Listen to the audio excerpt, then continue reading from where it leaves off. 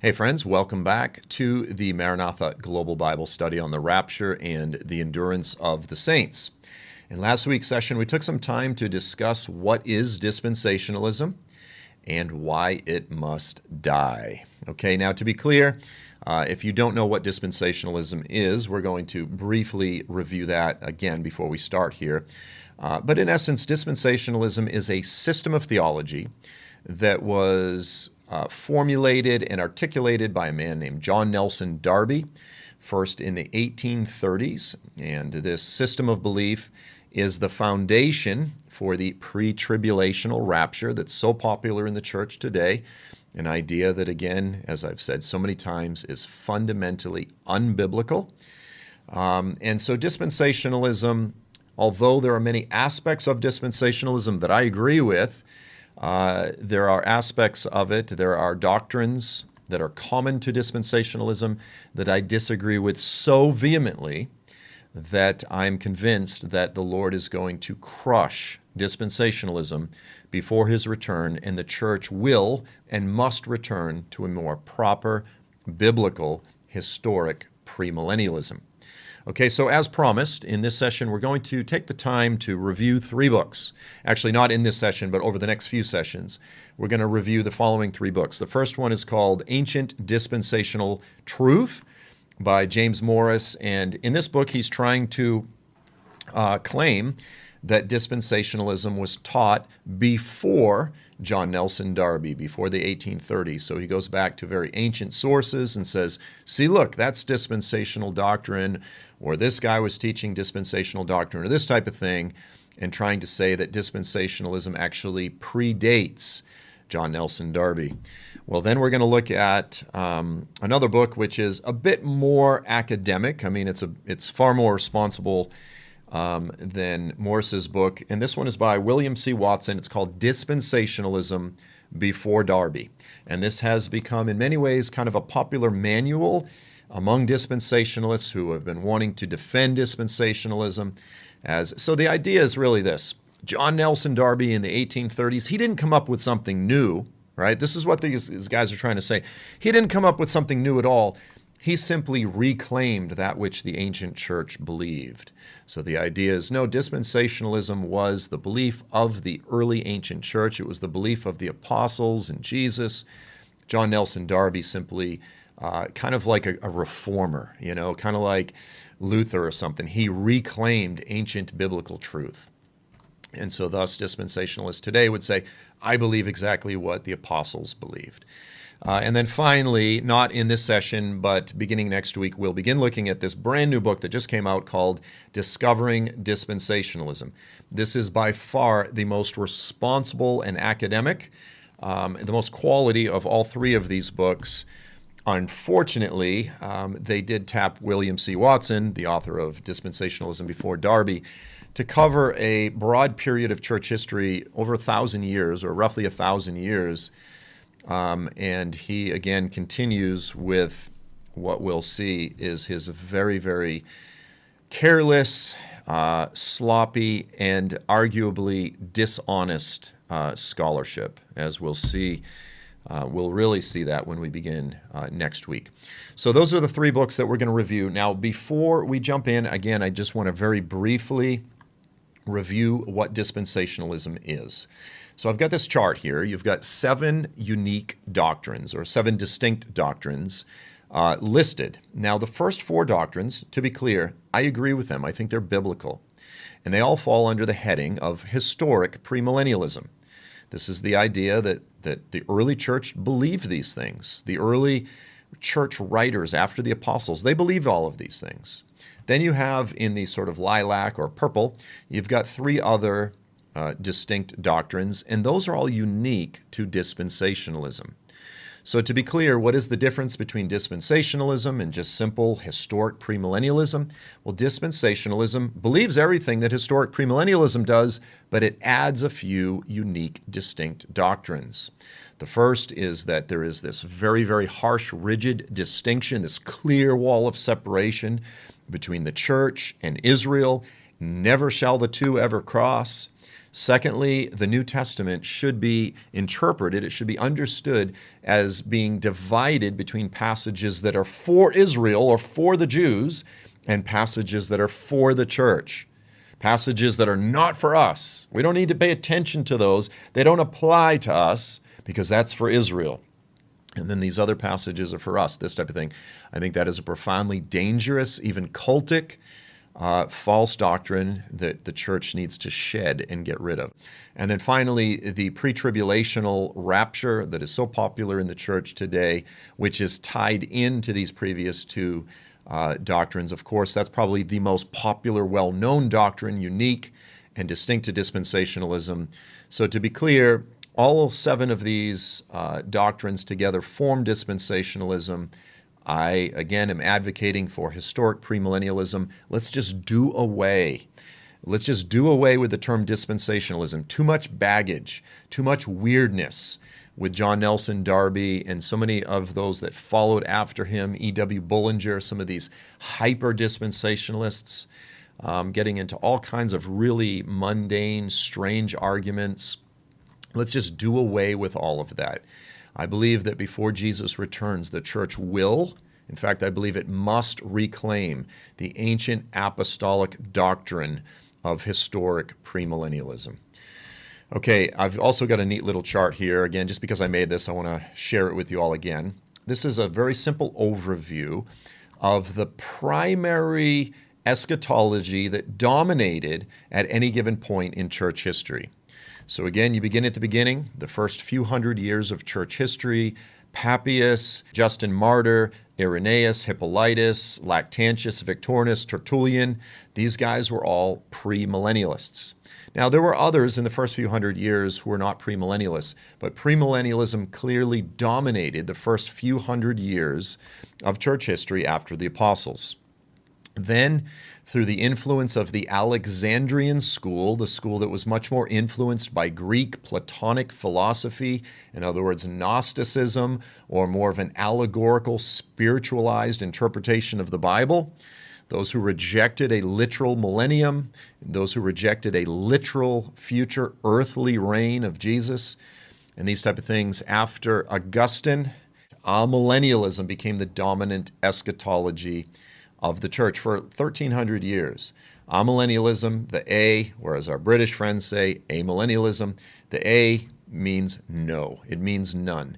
So the idea is there is no literal millennium. We're in the millennium now. The millennium should simply be interpreted spiritually or allegorically. We are in it now.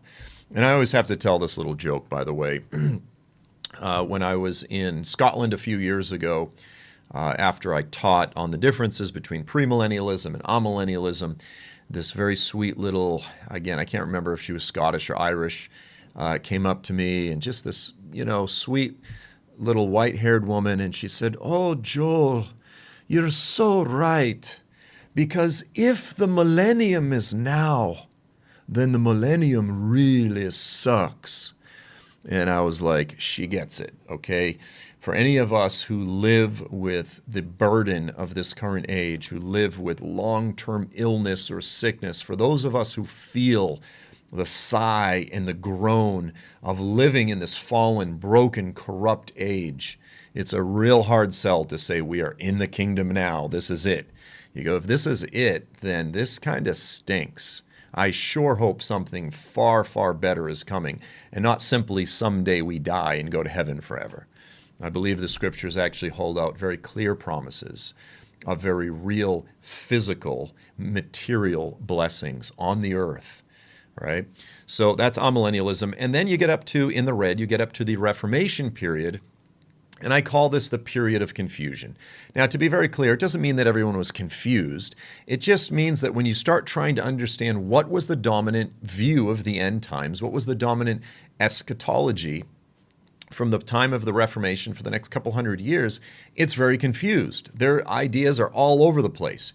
You had guys who were sort of studying the Bible, now returning to studying the scriptures, and they start recognizing the multitude of problems with amillennialism.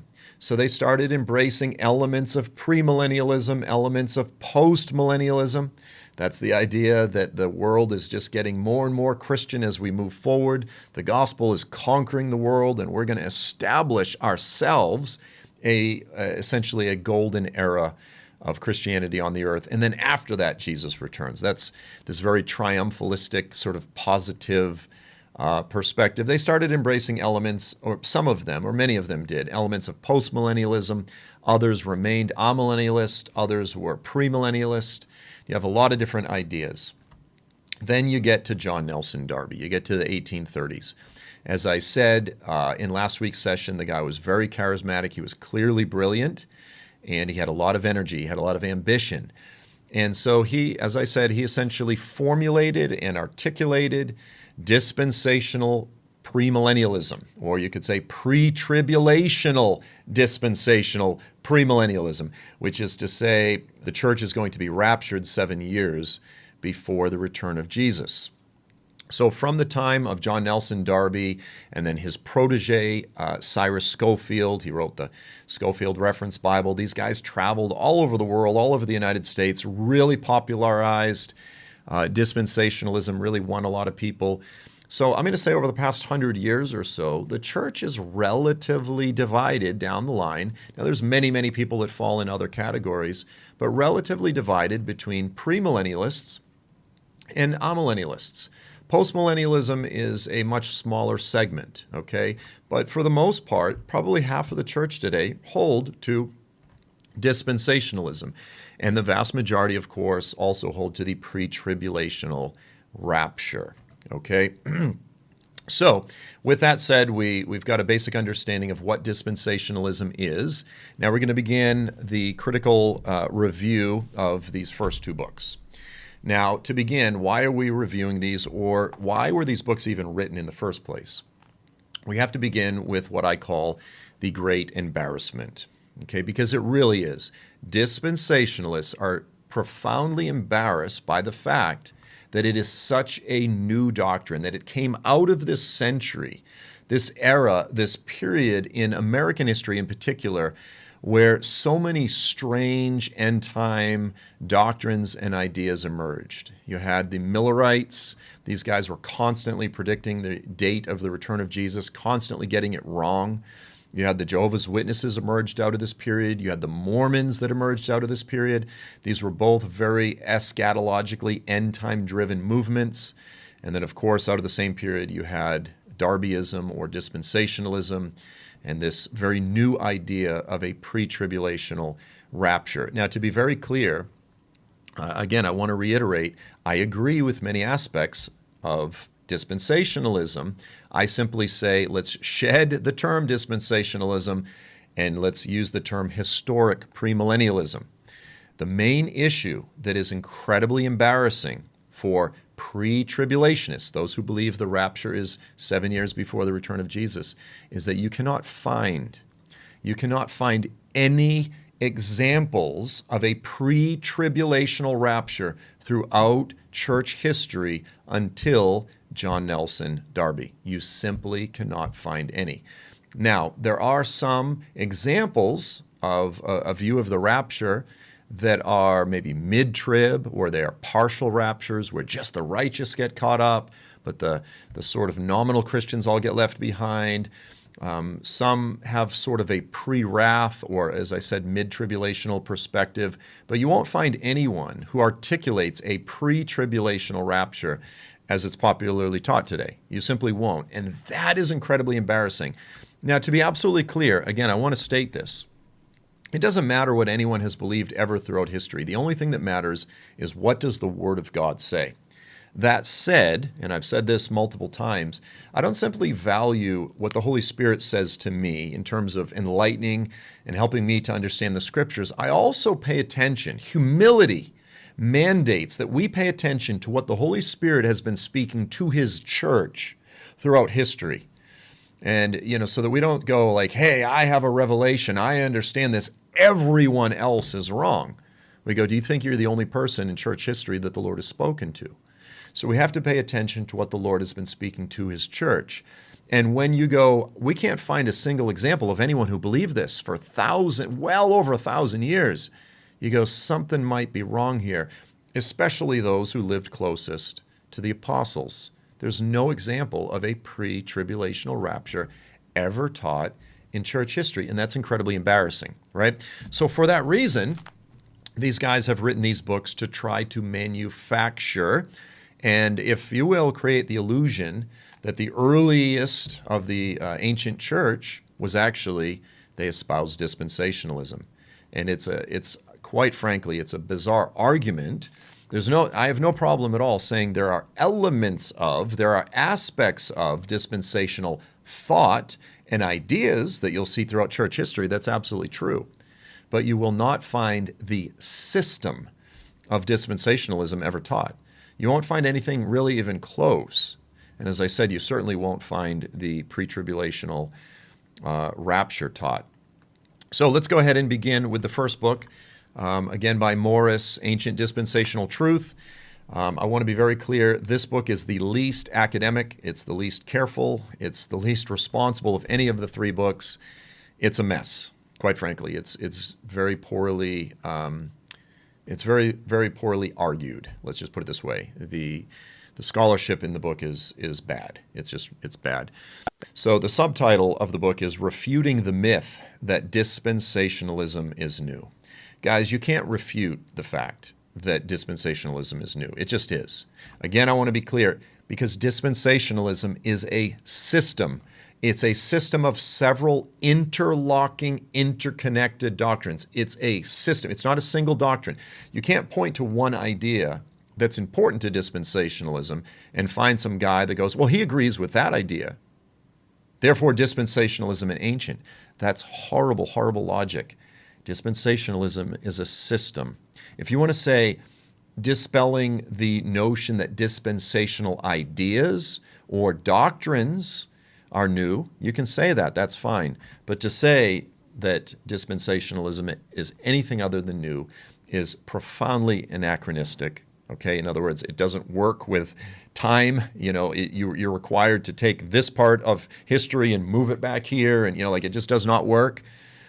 Okay, and it's silliness, quite frankly. It's like if someone, again, I used this argument, or I articulated this argument in last week's session. Muslims say that Islam is the ancient primordial religion of all faithful men and women of God throughout history. So they'll say Jesus was a Muslim. Jesus espoused the same doctrines as Muhammad. Now, they would say the core essence of Islam is monotheism, one God. So they would say Jesus was a Muslim. They'll say Moses was a Muslim. Any of the various biblical prophets, Noah, they'll say, was a Muslim. Well, that's absolutely silliness, okay? Why? Because Islam does not exist before Muhammad. Muhammad articulated and popularized Islam, period. If you try, you can point to different aspects of Islamic thought in history, but to say that Islam is ancient is simply anachronistic. It's silly. Likewise, you could say Charles Taze Russell. He was the founder. He was really the founder of Jehovah's Witnesses, or you could say Watchtower theology. The very suggestion that Jehovah's Witness theology, Watchtower theology, predates or precedes Russell is anachronistic. It's silly. Like, no scholar would ever agree with that. Now, you can find aspects of Jehovah's Witness theology in history. You can find annihilationism. They believe that when people die, they just cease to exist, or that the wicked just get wiped out. You can find Arianism, the idea that Jesus isn't really God. You can find that in church history. But these guys were not Jehovah's Witnesses. Okay? They did not espouse Watchtower theology. They only espoused aspects of it, but not the system of theology today that's known as Watchtower theology. Likewise, you can find aspects of dispensational thought, of course, throughout history, but you will not find dispensationalism. It's really silly. So that's the main point. And again, I articulated that in last week's session. So here's a chart that I also included. And again, these are the 7 interlocking primary doctrines of dispensationalism. The point is this: these are all interconnected, interrelated. One doctrine relies on the other doctrines in order for dispensationalists to say they're true, right? They're all interconnected. And you can't just sub one out. Now, here is the table of contents for Morris's work. So he has 6 chapters. He says, in the first chapter, he says, look, we find belief in dispensations, or different eras or periods of history where God deals with mankind differently. And I go, okay, so you find people that believed in different dispensations. That doesn't mean they espoused Darbyism. That doesn't mean they espoused dispensationalism. It just means they believe that history is divided up between different periods. So, you can see what he's doing is he's trying to find elements of each of these different dispensational doctrines, but he's never trying to argue that the system exists. Then he says, well, we can find many who utilized a more literal hermeneutic. In other words, they interpret the Bible more literally. I go, hey, that's great. You can find many individuals that were against replacement theology. I go, that's fantastic. I mean, I have argued vociferously against replacement theology, and so that's wonderful when we find examples of it. You had many that believe in an end-time restoration of Israel or a future restoration of Israel. Wonderful. Those who believe that all of Daniel's 70th week was future. I go, I agree with that. But then he has chapter 6 dedicated to a pre-trib rapture, saying that the pre-trib rapture was taught in ancient history. Now, we're not going to spend a lot of time looking at this, but very simply, he only highlights 2 individuals in church history. He says that Irenaeus and Victorinus, that these 2 guys were pre-trib, or that they taught a pre-trib rapture. Now, I've taken a session to go through each one of these individuals, and I showed that there is absolutely no way in heaven or hell that these guys were pre-tribbers, period. Like, it's absurd. Genuinely absurd. Now, let's go ahead and just touch on a couple of these. So here's Irenaeus in his book Against Heresies. He says, the 10 horns which thou sawest are 10 kings, who have received no kingdom as of yet, but they shall receive power as if kings 1 hour with the beast.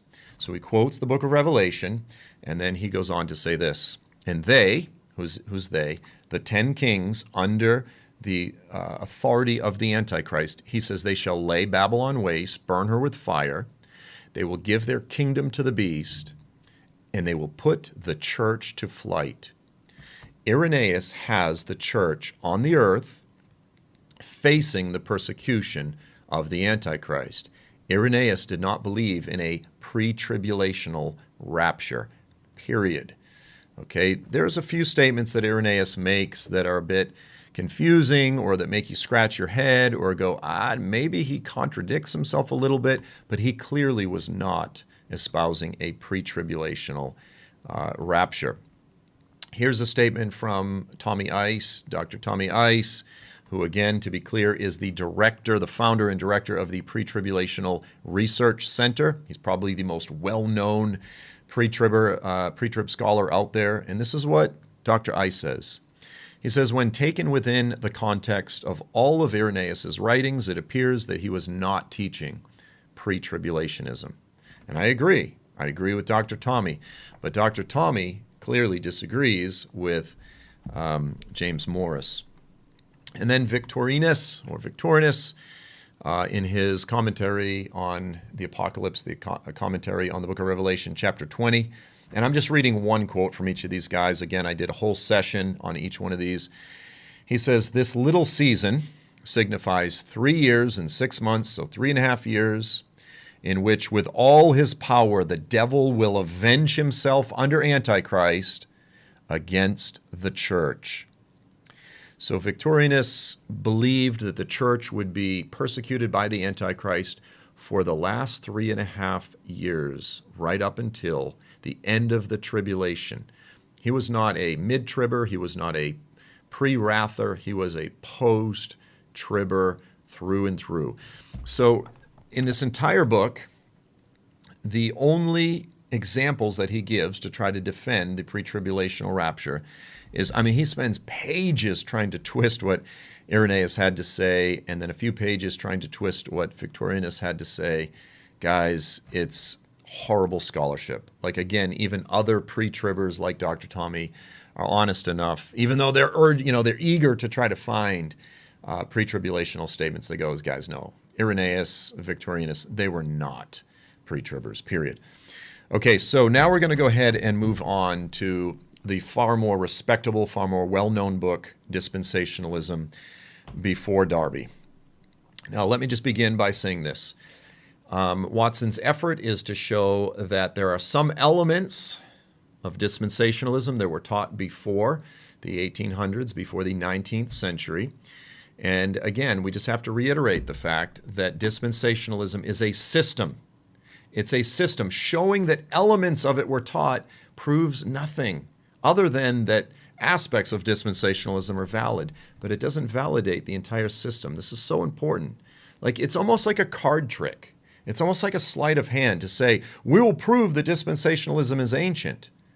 And then you don't even try. You just go, see, look, there's aspects of it. I go, that's like a card trick. Don't say, refuting the myth that dispensationalism is new, when you're not even trying to prove that.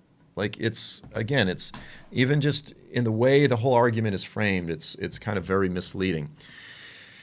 Watson desperately tries, but absolutely fails to find any evidence of a pre-tribulational rapture. I want to be absolutely clear.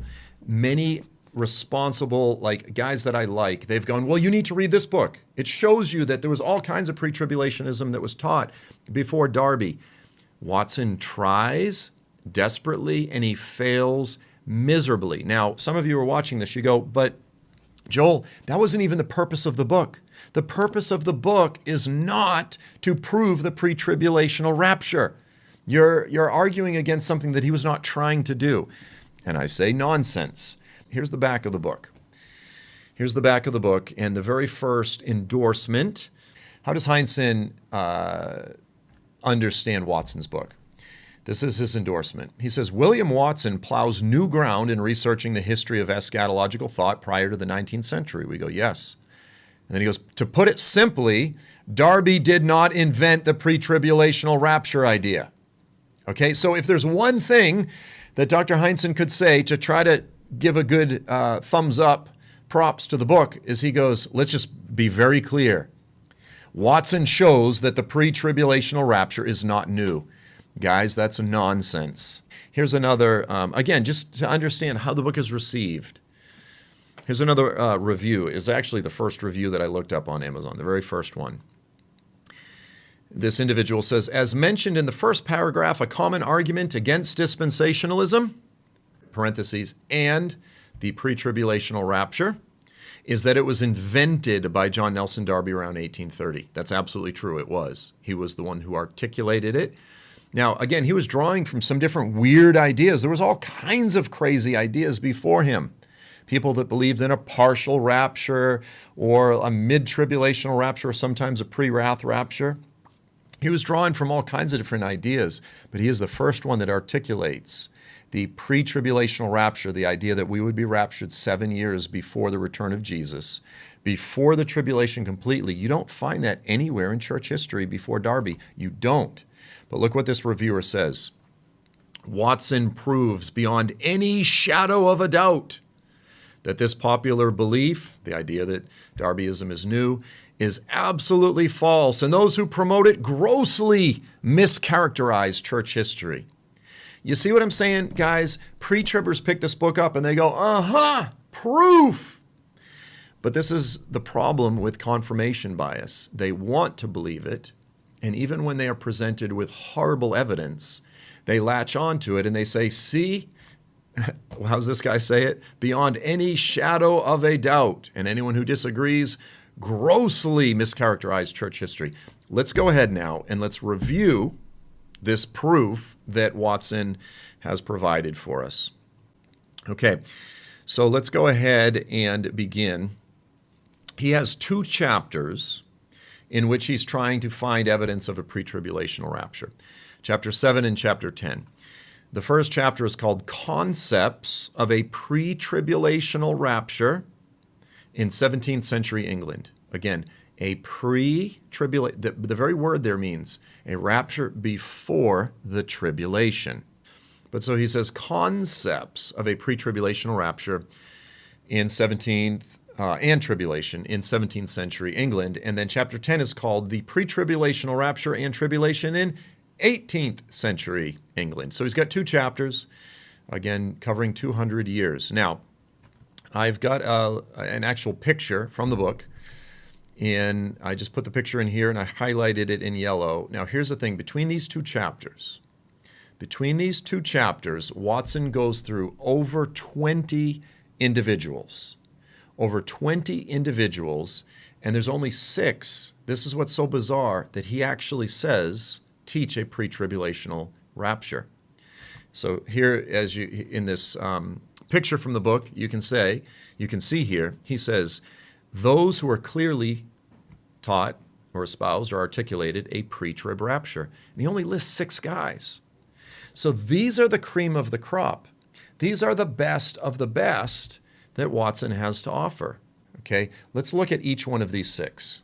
These are the best that he has to offer. In this 200-year period, he says these guys clearly taught a pre-trib rapture. Now, what's funny about Watson is that he uses this word clearly all the time. And that to me is not scholarship. That's polemics. That's apologetics. You're trying to convince the person. And you don't really have evidence, so you say clearly. And then you look at it and you go, this ain't clear at all. Why does he keep saying clearly? Like it's bad. Like it's not teaching a pre-tribulational rapture, period. And you go, clearly he is. And I go, you can use all of the heightened adjectives and I guess adverbs, but it doesn't prove anything. You have to prove it from the evidence itself. So let's go ahead and look at Ephraim Hewitt. This is in 1643. Again, this is the first individual that Watson says clearly taught a pre-trib rapture.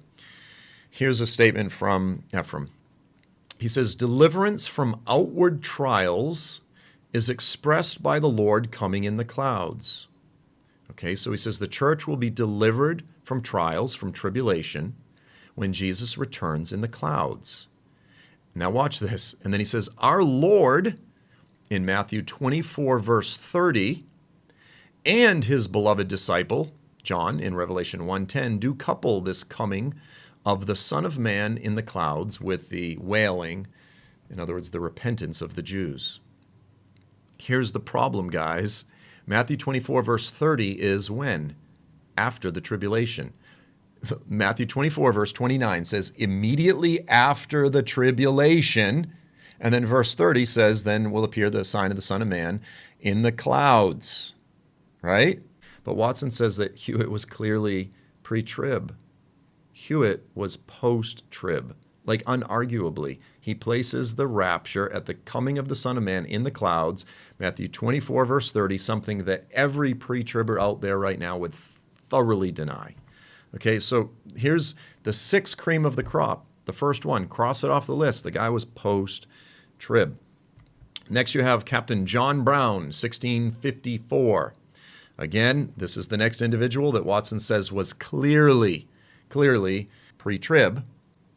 And then here's another picture from the book where Watson actually says Brown believed in a premillennial mid-tribulational rapture. You go, wait a minute. What did he believe in? A mid-trib rapture or pre-trib? The third individual is John Burchencha. That's in 1660. Again, he's the third individual that Watson said was clearly pre-trib. Watson says, now watch this. Again, you can't make this stuff up. At the end of the chapter, Watson says he was clearly pre-trib. But earlier in the chapter, here's what Watson says. John Burchencha believed that the 1,260 days or years of Daniel ended in 1641, marking the beginning of the great battle of Armageddon, which he understood to be the English Civil War, when the saints began to fight back against the forces of the Antichrist. He believed in many comings of Christ. This is what I mean by the age of confusion. You can't just pull out some weird fringe guy who believed that the English Civil War was Armageddon, who believed in many comings of Christ, and go, yeah, see, this guy's just like any dispensationalist today or Joel Rosenberg. No, this is just some kook who had weird ideas. He was very confused. You can't point to him and say, see, we've had guys on our team all the way back to the 1600s. Like, you just scratch your head and you go, why are you even quoting this guy? Why would you even claim him? He was obviously confused. He clearly did not teach a pre-tribulational rapture. As Watson says, he believed in many comings of Christ. Number 4 is Samuel. Oh, I said Huntington. It's Hutchinson. My bad. In 1667. Here's Watson's statement. He says his order of events was first the tribulation, then the rapture, then Armageddon. Tribulation, rapture, Armageddon. He was not he did not put the rapture before the tribulation. You can't say that he was pre-tribulational. This is another example where Watson contradicts himself. You can't say he was clearly pre-trib and then on another page admit that he believed the rapture happened after the tribulation. Hutchinson was 100% post-trib, to be clear. I'm going to read a couple of his statements. He says, when we see the people of God in such distress, that's tribulation, as was never known in the world. Now again, he's quoting the words of Jesus. There will be tribulation such as has never been since there was a nation until that time. He says, then we may look for Christ's appearance for the deliverance of them. So when the church is in the midst of the worst tribulation that has ever been known, then we should look for the appearance, the parousia of Christ to deliver them, right? So you go, well, he could be pre-wrath, he could be mid-trib, but sometime in the midst of the tribulation, he says we should look for the appearance of Christ. Now let's read another statement that he says. He says in 2 Thessalonians 2, verse 1, the saints will be gathered together unto him, according to that in Matthew 24, verse 31. Again, that's Samuel Hutchinson. When does he place the rapture? He says it's Matthew 24, verse 31, which we've already reviewed, happens when? After the tribulation. Please read Matthew 24, verse 29 through 31. Every pre-tribber across the boards would say that has nothing to do with the rapture, even though it clearly does. Even though Paul the Apostle in 1 Thessalonians 4 is clearly expounding upon the words of Jesus there in Matthew 24, 29 through 31. Okay? Hutchinson was 100% post-trib. This is the best that Watson can offer. Someone who says the rapture will happen after the tribulation. There's nothing pre-trib here at all. You go, what is this guy thinking? Then we get to the fifth example, Joshua Sprigg. Here's Watson's quote. He says, Joshua Sprigg hinted at a secret coming of Christ before his glorious appearance. The best that he can come up with is he says that he hinted at it. He hinted at it. In fact, when you read what Joshua Sprigg had to say, you go, no, you're just misunderstanding him like you misunderstand everyone.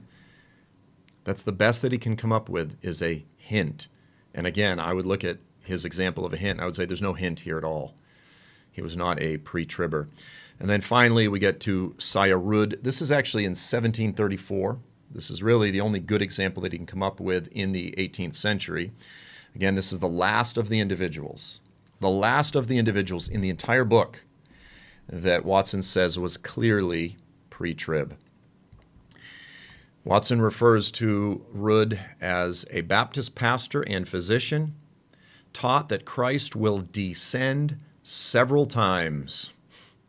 Several times. Again, a careful analysis of what he had to write. He was not pre-trib. He was confused.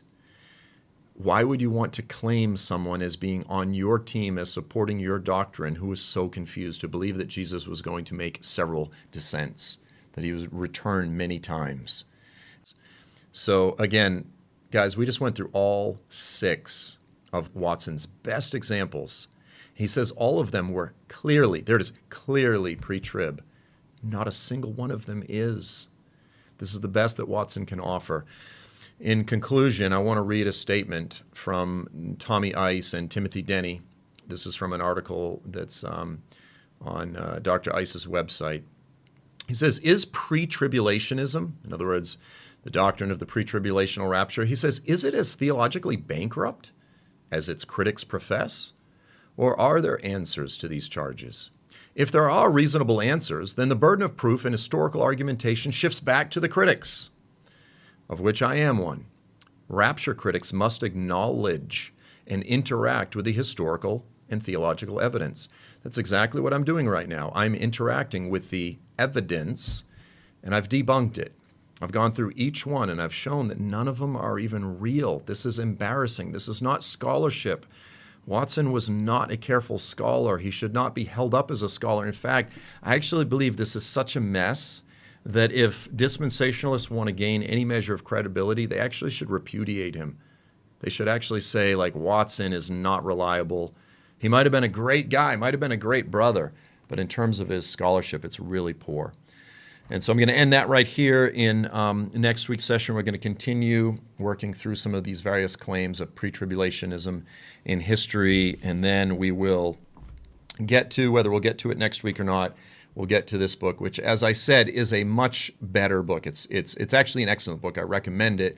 Obviously, I don't agree with everything, especially Watson's part in the book, but it is a very good book. So that's all the time that we have for this week. I trust that you're all blessed and doing well. Look forward to seeing you next time. Until then, guys, God bless you all, and Maranatha.